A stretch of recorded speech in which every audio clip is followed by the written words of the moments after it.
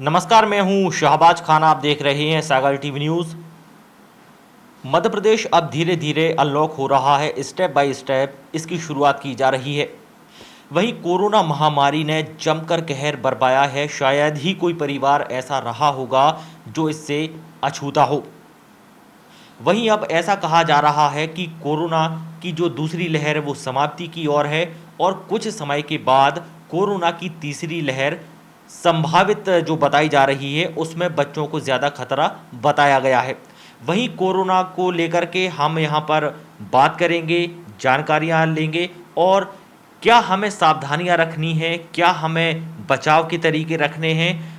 तमाम चीज़ों को लेकर के हम यहाँ पर बात करेंगे। मेरे साथ बात करने के लिए मौजूद हैं डॉक्टर तलहा साद जी, जो कि विभाग अध्यक्ष एवं सह प्राध्यापक गवर्नमेंट मेडिकल कॉलेज सागर के डॉक्टर हैं। उनसे हम यहाँ पर बात करेंगे। सर, बहुत बहुत स्वागत है सागर टीवी न्यूज़ पर आपका। सर, आपसे जानना चाहेंगे कि मध्य प्रदेश अब जिस तरह से अनलॉक हो रहा है, आप किस नज़रिए से देखते हैं इसे? ये एक काफ़ी बड़ा सवाल है और इसके कई सारे पक्ष हैं। इसमें कई सारी बातें हैं जिनको कि देखने की ज़रूरत होगी कि एक जो दूसरी लहर वाली चीज़ थी जो कि काफ़ी भयावह रही और उसमें काफ़ी जो है जाने गई, और उसके बाद जो है अब स्टेज वाइज और स्टेप वाइज जो है ये अनलॉकिंग की बात अब हो रही है। इस अनलॉकिंग में जो चीज़ें हैं जिसके इस जो समय हम लोगों को देखने की और ज़रूरत है वो आपको समझना होगा। उसमें सबसे बुनियादी तौर पे ये बात को समझना है कि जो ये अनलॉकिंग हो रही है इसके पहले काफ़ी जो समय लोग घरों में रहे हैं उनको काफ़ी घुटन सी भी हो गई है। काफ़ी लंबे समय के लिए उनको बंद रहना पड़ा है घरों में। तो अब जब ये अनलॉक वाली बात आती है तो उनके भीतर एक काफ़ी उत्साह सा रहा करता है कि हम किसी भी तरीके से बाहर चले जाएं। बाहर ये जो जाने वाली बात है ये हो सकता है कि आवश्यकता के लिए भी जा रहे होते हैं या अनावश्यक रूप से भी जा रहे होते हैं। तो ये समझने की ज़रूरत है, हर एक व्यक्ति को एक जिम्मेदारी लेने की ज़रूरत है कि वो आवश्यकता अनुसार जो भी उसकी आवश्यकता हो, चाहे वो अस्पताल से संबंधित आवश्यकता हो, चाहे वो खाने पीने से संबंधित आवश्यकता हो या किसी भी दुकान से संबंधित आवश्यकता हो, तो सबसे पहले क्या है कि आपको ये देखने की ज़रूरत है कि हमें आवश्यकता के अनुसार ही बाहर, घर से बाहर निकलने की कोशिश करनी चाहिए। अनावश्यक रूप से बाहर निकलने की कोई आवश्यकता नहीं है। ये पहली चीज है। और दूसरी चीज क्या है कि ये जो आवश्यकता के लिए आप बाहर जो जा रहे हैं उसमें भी आपको ये देखने की जरूरत होगी कि क्या क्या सावधानियां बरतनी होंगी। तीसरी चीज कि कई बार ऐसा भी देखने को मिल रहा है कि क्योंकि बहुत सारे परिवार में बहुत सारे जन जो कि घरों में एकदम बिल्कुल बंद से कर दिए गए ये लॉकडाउन में, तो एक मानसिक स्तर पे भी जो है एक आघात सा रहा है और इस अनलॉक के बाद वो घरों से बाहर निकलना चाहते हैं। मेरा कहना है कि उनके लिए भी आपको संवेदना रखनी चाहिए, मगर उन लोगों को जो लोग घरों से बाहर इस घुटन से बाहर निकलने के लिए सिर्फ बाहर आ रहे होते हैं उनको कुछ चीजों की ख्याल रखने चाहिए। उसमें क्या जरूरी बात है कि मेरा कहना है कि आप अगर घर से बाहर जा भी रहे हो तो आप किसी व्यक्ति या कहीं पर जमावड़े में जमा होने के लिए नहीं जाओ। आप घरों से बाहर अगर जा रहे हो तो घूम फिर करके अकेले घूम फिर करके वापस घरों में लौट आने की कोशिश करो, लेकिन ऐसी कोशिश ना करो कि जहां पर कि आप भीड़ जमा हो जाए, जहां पर कि आपको अनावश्यक तौर पे किसी लोगों से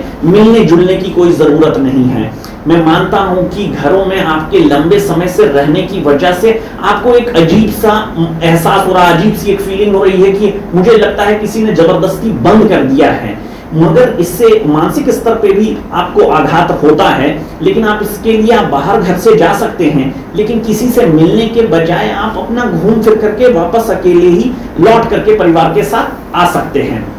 अब वापस पहली वाली बात में आते हैं कि अगर आप आवश्यकता के लिए बाहर जा रहे हैं तो क्या क्या चीजों का, सावधानियों का आपको ख्याल रखना चाहिए। उसमें जो सबसे पहली चीज है वो है मास्क। ये मास्क जो है बेहद जरूरी चीज रही है। पूरे पिछले साल से हम लोगों के लिए अगर किसी सुरक्षा कवच का इस्तेमाल किया है इस कोरोना वायरस के खिलाफ तो वो है मास्क। सो मेरा मास्क के प्रति दो बातों का कहना आपको बेहद जरूरी है। पहली चीज ये है कि ये मास्क आप किसी पुलिस वाले के डर से या सरकारी डर से आप मास्क मत लगाइए। आपको ये मास्क आप अपनी सुरक्षा के लिए, अपनी परिवार की सुरक्षा के लिए लगा रहे हैं, ना कि किसी पुलिस वाले के डर से आप लगा रहे हैं। अब इसका मतलब क्या हुआ? इसका मतलब यह हुआ कि जब आप पुलिस के डर से लगा रहे होते हैं तो आपका मास्क आपकी ठुड्डी के ऊपर रहा करता है, आपका मास्क सही तरीके से आपके नाक और मुंह को ढांपता नहीं है। तो मेरा यह कहना है कि आप जब मास्क लगा रहे हैं तो इस बात का ख्याल रखिए कि वो नाक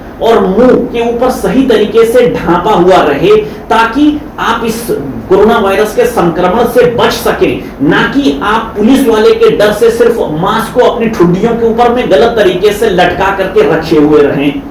दूसरी चीज ये है कि ये मास्क जैसे ही शब्द हम कहते हैं तो आपके दिमाग में इस तरह का मास्क आ जाया करता है कि इस तरह का अगर कोई लगाया है तो ही वो मास्क कहलाएगा। पर आप अगर थोड़ा भी प्रैक्टिकल होकर के सोचने की कोशिश करेंगे तो बहुत सारे गरीब व्यक्ति भी हैं,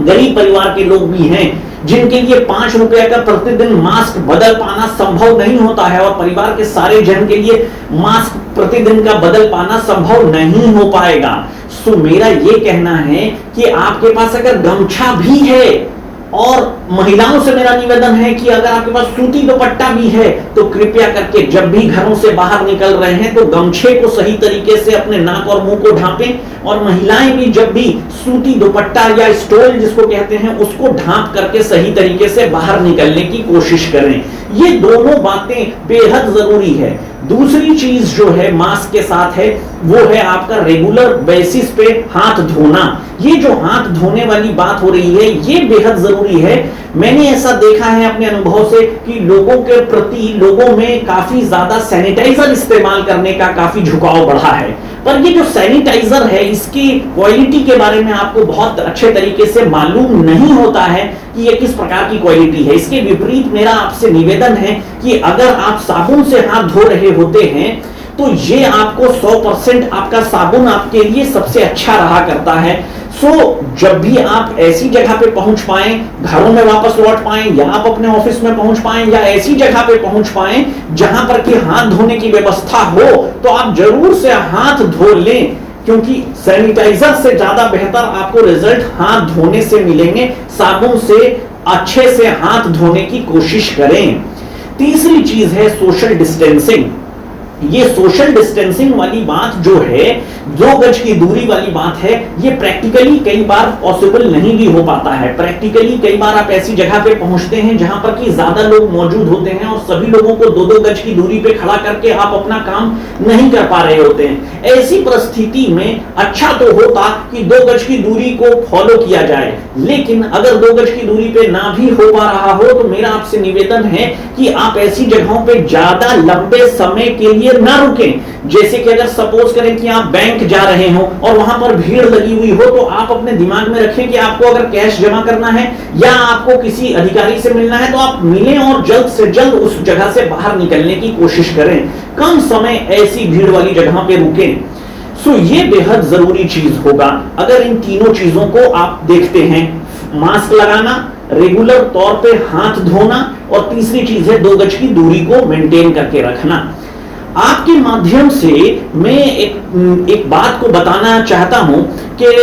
अगर आप एक उदाहरण के तौर पे अगर आप देखें कि सुबह मैं घर से निकलता हूं और मेरी बिटिया ने मेरे से अगर कह दिया कि आज आइसक्रीम लेकर के आना है, तो मुझे 10 से 12 घंटे की अस्पताल की ड्यूटी के बाद भी बार बार मेरे दिमाग में ये बात चलते रहती है कि आज आइसक्रीम लेकर के जाना है, आज आइसक्रीम लेकर के जाना है, और मैं इतने व्यस्त होने के बाद भी वापस आइसक्रीम लेकर के लौटता हूं। मैंने ऐसा उदाहरण इसलिए दिया क्योंकि मेरा मानना है कि सरकारी स्तर पे चाहे जितनी भी ज्यादा फाइन वाली बात हो जाए या ज्यादा से ज्यादा कोई सख्ती बरती जाए, तब भी लोगों के प्रति जागरूकता का जो स्तर है वो बहुत ज्यादा नहीं बढ़ पा रहा है। इसके विपरीत अगर स्कूल के टीचर उनको इसके लिए जागरूक किया जाए और उनके द्वारा जो ऑनलाइन क्लासेस चल रहे हैं उनमें अगर उन बच्चों को अगर इन छोटी छोटी बातों के लिए मास्क लगाना और सोशल डिस्टेंसिंग 2 गज की दूरी करना, जब भी खांसते हैं तो खांसते समय अपने कुहनी का इस्तेमाल करना, इन छोटी छोटी बातों का इस्तेमाल करने के लिए अगर प्रेरित किया जाए तो इन बच्चों के द्वारा इनके माता पिता को जब बार बार ये बातें बोली जाएंगी तो उससे कई गुना उनको फायदा होगा और जल्द से जल्द ये बुनियादी बातें पूरी तरह से लागू करने में मदद मिलेगी। स्कूल के टीचर को इस अभियान में जोड़ना बेहद जरूरी होगा और उससे काफी अच्छे रिजल्ट मिलेंगे। ये वाली बात भी, जैसे कि हर तरफ ये वाली बात की एक संभावना जाहिर की जा रही है कि तीसरी लहर आएगी, हो सकता है एक संभावित तीसरी लहर रहेगी और उसमें छोटे बच्चों का संक्रमण का दर ज्यादा रहेगा। ये बात के पूरे तौर पे तथ्य मौजूद नहीं है आज के समय में, लेकिन तब भी इन परिस्थिति के में जो ये वाली बात मैंने कही कि स्कूल के टीचर के द्वारा अपने बच्चों को अगर इस बात के लिए प्रेरित किया जाए कि वो फेस मास्क लगाएं और 2 गज की दूरी मेंटेन करें और रेगुलर हाथ धोएं, तो ये वाली बात ज्यादा अच्छे तरीके से लागू की जा सकेगी। इसी बात में जो ये अनलॉक है, इसको जैसा कि प्रधानमंत्री जी बार बार कह रहे होते हैं, आपदा में अवसर वाली चीज को ढूंढना, तो ये आपदा में एक प्रकार का एक अवसर है जो कि हम लोग इसको देख सकते हैं। ऐसा लोगों के बीच जन भावना रहा करती है कि सबसे ज्यादा जो है बलिदान जो है डॉक्टर दे रहे हैं और कोरोना वॉरियर्स पुलिस वाले दे रहे हैं और मीडिया वाले दे रहे हैं, पर मेरा मानना है कि बलिदान हर व्यक्ति दे रहा है। जो भी व्यक्ति ईमानदारी से घर पे रुक रहा है और इस संक्रमण के दर को तोड़ने में मदद कर रहा है, इस संक्रमण के चक्र को तोड़ने में मदद कर रहा है, उसने भी तो बलिदान दिया है। और ये बलिदान जो कि आपने दिया है इसको बर्बाद ना जाने दें, क्योंकि अगर ये अनलॉक होने के बाद अगर आप सही तरीके से इसके पालन करेंगे सारे नियम कानून को, और जैसा कि मैंने आपको इन 3 बातों के बारे में बताया कि क्या क्या सावधानी बरतनी चाहिए, तो आपका बलिदान बर्बाद नहीं जाएगा।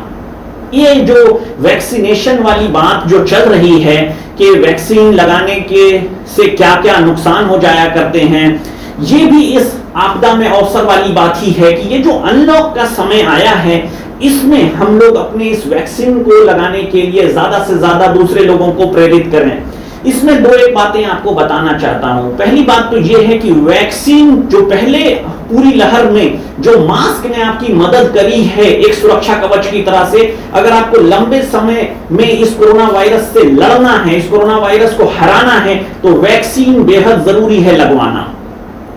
वैक्सीन जरूर से लगवाएं और दूसरे लोगों को भी जरूर इसके लिए प्रेरित करें। पर वैक्सीन लगाने के संबंध में 2 बातें जरूरी हैं। पहली बात तो यह है कि जब भी आप वैक्सीन लगवाने के लिए केंद्र में जा रहे होते हैं तो वहां पर सरकारी नियम कानून को जरूर से पालन करें। सरकारी नियम कानून वही जो मैंने आपको बताया कि आप भीड़ भाड़ वाली जगह पे ना खड़े हो जाएं, आप सोशल डिस्टेंसिंग को फॉलो करें, 2 गज की दूरी को फॉलो करें, मास्क जरूर से लगाएं। ऐसा पहले दूसरी लहर के समय में देखने को मिला कि अप्रैल के महीने में जब 45 वर्ष से ज्यादा लोगों को टीकाकरण करने का कार्यक्रम चालू हुआ तो टीकाकरण केंद्र में काफी ज्यादा भीड़ लग गई और वो भी एक प्रकार से हॉटस्पॉट जैसा कोरोना संक्रमण का बन गया और वहां से काफी ज्यादा इन्फेक्शन फैला। मेरा निवेदन है कि ये जो अनलॉकिंग अभी हुआ है इसमें आप जरूर से जरूर टीकाकरण करवाएं, लेकिन टीकाकरण केंद्र में ज्यादा भीड़ ना लगने दें। तो टीकाकरण केंद्र में 2 गज की दूरी को जरूर से फॉलो करें। आने वाले समय में आप देखेंगे कि वैक्सीन का जो है वो डोर टू डोर, मतलब घर घर जा करके वैक्सीनेशन वाली बात भी शुरू होगी। जैसा कि हम हमेशा कहते हैं पोलियो मॉडल में जैसा कि घर घर जाकर के बूंद डाली जाती है, उसी तरह से जो है ये कोरोना वैक्सीनेशन भी आने वाले समय में डोर टू डोर होने की संभावना है और बात हो रही है। तो ये बहुत जरूरी चीज है। एक और जो आपके माध्यम से आपको बताना चाहूंगा कि ये जो अनलॉकिंग का जो एक अवसर है इसमें दूसरी और बीमारियों का मतलब ये है कि कोरोना वायरस के आने के बाद से लोग जो है अपनी बीमारियों को भूल से गए हैं और सारे लोगों को ऐसा लग रहा है कि कोरोना वायरस के अलावा और कोई बीमारी बची ही नहीं है। पर सच बात ऐसी नहीं है, क्योंकि और दूसरी बीमारियां कहीं छोड़ करके गई नहीं हैं, वो यही हैं। सो हुआ ये है कि जब भी कोरोना वायरस के वजह से जो लॉकडाउन लग जाया करता है तो लंबी समय से जो संक्रमण की बीमारियां चल रही होती हैं उनकी दवाइयां छूटने का खतरा काफी ज्यादा रहा करता है। उदाहरण के तौर पे आपको बोलना चाहूंगा कि ट्यूबरक्लोसिस की बीमारी, ट्यूबरक्लोसिस टीबी की जो बीमारी है, पहली लहर में भी जो है लोगों का टीबी की बीमारी का दवाई जो है वो छूट गई थी। टीबी की दवाई छूटने के कई कारण रहे पहली लहर में, जैसे कि गाड़ियां बंद होने की वजह से मरीज जो है अस्पताल तक ना आ सके, और कोरोना का इतना ज्यादा संक्रमण था कि सारे स्वास्थ्य कर्मी जो है कोरोना के ही बीमारी में लगा दिए गए, या दवाइयां भी सही समय पे जो है सरकारी अस्पताल में उपलब्ध नहीं हो सके। इन सभी कारणों से क्या हुआ कि टीबी की दवाई लोगों की छूट गई। और 4-5 महीने के बाद जब जनवरी फरवरी के महीने में जब ये मरीज लौट करके आए तो उनमें से कई मरीज जो है वो मल्टी ड्रग रेजिस्टेंट ट्यूबरक्लोसिस, संकीर्ण वाली टीबी होने के खतरे उनके बढ़ गए। सो मेरा आपसे निवेदन है कि ये जो अनलॉकिंग हुआ है इसमें जल्द से जल्द अपने नजदीकी स्वास्थ्य केंद्र या मेडिकल कॉलेज या जिला अस्पताल या जिन भी डॉक्टर साहब को आप दिखा रहे थे उनको अपनी बीमारी के लिए चेकअप जरूर से कराएं और अपनी दवाइयों को फिर से शुरू करने की कोशिश करें। शुगर या ब्लड प्रेशर के भी जो बीमार व्यक्ति हैं जिनकी की दवाइयां छूट गई हैं, उनके मन में एक झूठी सी भावना, एक छोटी सी अनुभूति आ जाती है कि अब तो मुझे कोई परेशानी नहीं लग रही है, अब तो मैं बिल्कुल अच्छा स्वस्थ महसूस कर रहा हूं, मुझे कोई बीमारी नहीं हुई है। सो ऐसी स्थिति में क्या होता है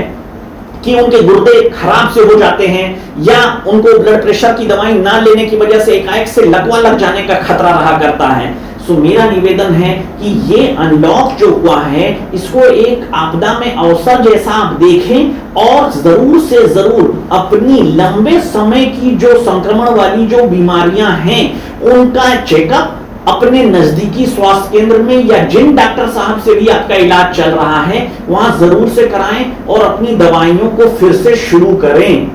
यह बेहद जरूरी है।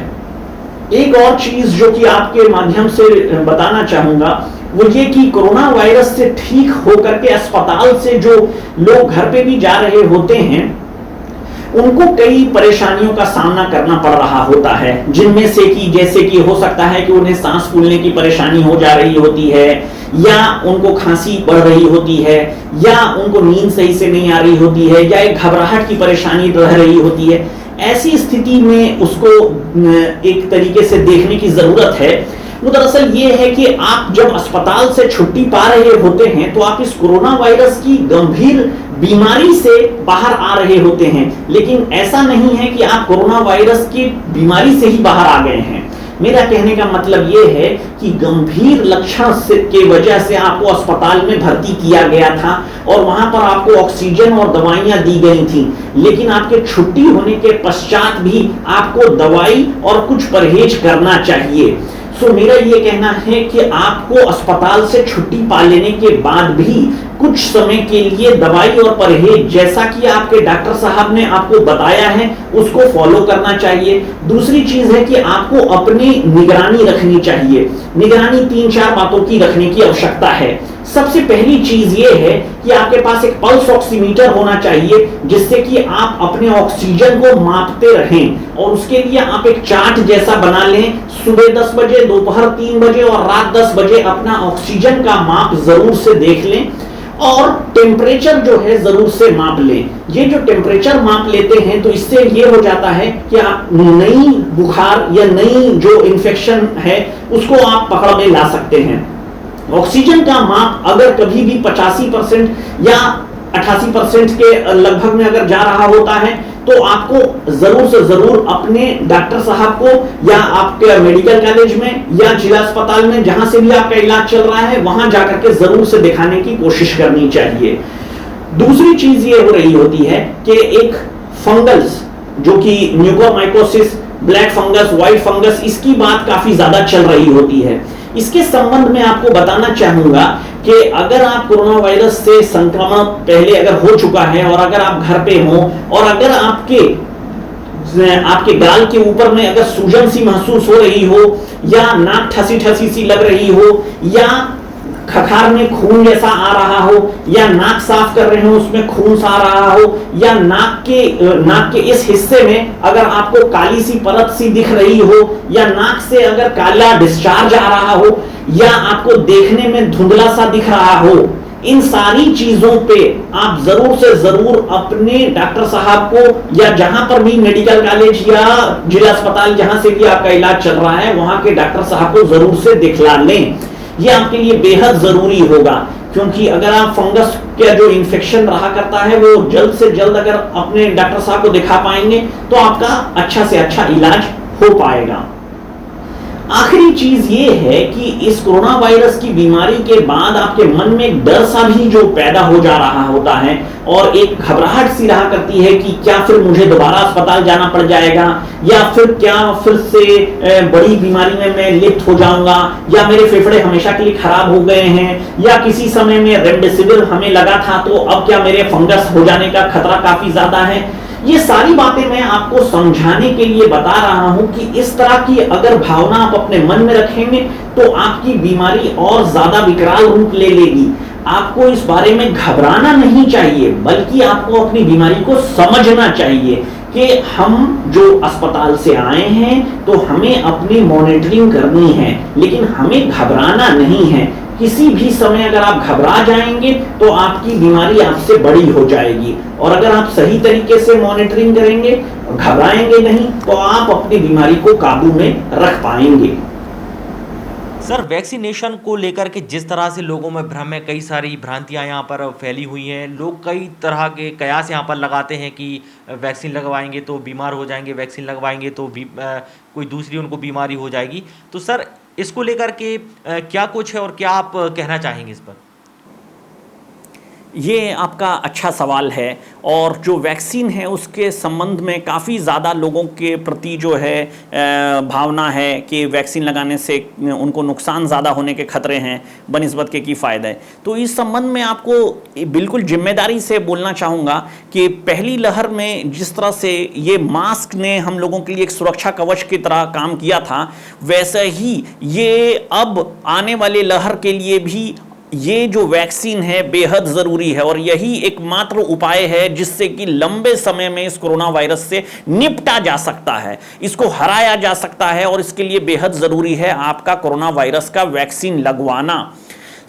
आपको खुद भी लगवाना चाहिए और भी दूसरे लोगों को इसके लिए प्रेरित करना चाहिए। जैसा मैंने आपसे अभी कहा भी कि कोरोना वायरस का जब आप वैक्सीन लगवाने के लिए केंद्र में जा रहे होते हैं तो सरकारी गाइडलाइन जो आपको दी जा रही होती है कि मास्क जरूर से पहनेंगे, और आप जो है जरूर से अच्छे तरीके से हाथ धोने की कोशिश करेंगे साबुन से, और सोशल डिस्टेंसिंग 2 गज की दूरी को जो है फॉलो करेंगे। अगर आप ऐसी बात को पूरा नहीं करेंगे तो पिछले बार जैसा कि आपने देखा कि अप्रैल के महीने में 45 वर्ष से ज्यादा के उम्र के लोगों के लिए जैसे ही वैक्सीनेशन शुरू हुआ, वैक्सीन केंद्र में भीड़ ही भीड़ लग गई, और उसकी वजह से वो एक केंद्र की तरह काम करने लगा जहां पर से कि संक्रमण पूरे जगह फैलने लगा। देश और प्रदेश में ये जो है संक्रमण कोरोना वायरस के केंद्र से भी फैलने का कारण बना। अब हमें पिछली गलतियों से सीखने की कोशिश करनी चाहिए कि हमें ऐसी जगह पे टीकाकरण कराने अगर जा रहे हैं तो भीड़ वाली जगह में खड़े नहीं होना है, और भीड़ वाली जगह से दूर रहने की कोशिश करनी है। जब आपका नंबर आए तब आप 2 गज की दूरी बनाते हुए टीकाकरण करवाएं, यह बेहद जरूरी होगा। इस टीका के संबंध में 2 एक बातें हैं। पहली बात तो यह है कि टीका लगवाने के बाद कई एक तरह के लक्षण हो सकते हैं, जैसे कि आपको बुखार आ जा सकता है और एक थोड़ी घबराहट सी कभी हो जा सकती है, लेकिन ये कोई बहुत विशेष से लक्षण नहीं रहा करते हैं और 1-2 दिन के भीतर ही ये खत्म से हो जाते हैं। ये बात सही है कि ये बात को भी देखने को मिला कि जब दूसरी लहर चल रही थी तब जिन लोगों ने भी टीका लगाया उनमें से कई एक लोग 2-1 दिन के भीतर उनका देहांत हो गया, या हफ्ते भर के भीतर उनका देहांत हो गया, और दूसरे लोगों के मन में एक भय पैदा हो गया कि टीकाकरण करवाने की वजह से ही उनका देहांत हो गया। मेरा कहना है कि यह बिल्कुल बात वैसी ही हो रही होती है कि बिल्ली ने रास्ता काट दिया इसलिए मेरी गाड़ी का एक्सीडेंट हो गया। आप अपनी गलतियों पे पर्दा डालने की कोशिश ना करें। पहली बात तो यह है कि वैक्सीन जो आप लगवा रहे हैं उसमें पहला टीकाकरण करवाने के बाद जब आप दूसरा टीकाकरण करवा लेते हैं उसके 15 दिन के पश्चात ही आप इस कोरोना वायरस से सेफ हो पा रहे होते हैं। इसकी गंभीर बीमारियों से सेफ होने के लिए दूसरा टीका लगने के 15 दिन गुजर जाना जरूरी होता है। सो पहली बात तो है कि आप जब पहला टीका लगवा ही रहे हैं तो आप इस टीकाकरण को दोष नहीं दे सकते हैं कि उसकी वजह से आपको इन्फेक्शन हो गया और उसकी वजह से आपको बीमारी हो गई है। सो दोनों ही प्रकार का जो वैक्सीन है, कोविशील्ड और कोवैक्सीन, बिल्कुल सुरक्षित है और हम पूरी जिम्मेदारी से आपको ये बताना चाह रहे हैं कि दोनों में से कोई भी प्रकार का अगर वैक्सीन उपलब्ध हो तो आप जरूर से जरूर लगवाएं और अगले टीकाकरण के समय में जो आपको बताया जा रहा है उस समय आकर के दूसरा टीका भी आप जरूर से समय पे लगवाएं और टीकाकरण केंद्र में अपनी जो सरकारी गाइडलाइन है उसका सही तरीके से पालन करेंगे तो आपको इससे काफी फायदा होगा। तो ये थे डॉक्टर तलहा साद जी जो कि महत्वपूर्ण जानकारी यहाँ पर दे रहे थे। आप सभी से गुजारिश है और सागर टीवी न्यूज़ की आप सभी से विनम्र अपील है कि जो भी सावधानियां हैं वो इस दौरान हमें रखना है, खतरा क्योंकि अभी टला नहीं है। और डॉक्टर साहब जैसे कि बता रहे थे, विस्तार से उन्होंने यहाँ पर जानकारियाँ दी हैं, महत्वपूर्ण जानकारी उन्होंने यहाँ पर दी है कि किस तरह से अपन को अभी सावधानियाँ रखना है और किस तरीके से अभी आगे हमको चलना है। तो वो ज़रूर आप लोग सभी यहाँ पर अपनाएं। तमाम खबरों के लिए आप बने रहिए सागर टीवी न्यूज़ के साथ। शुक्रिया।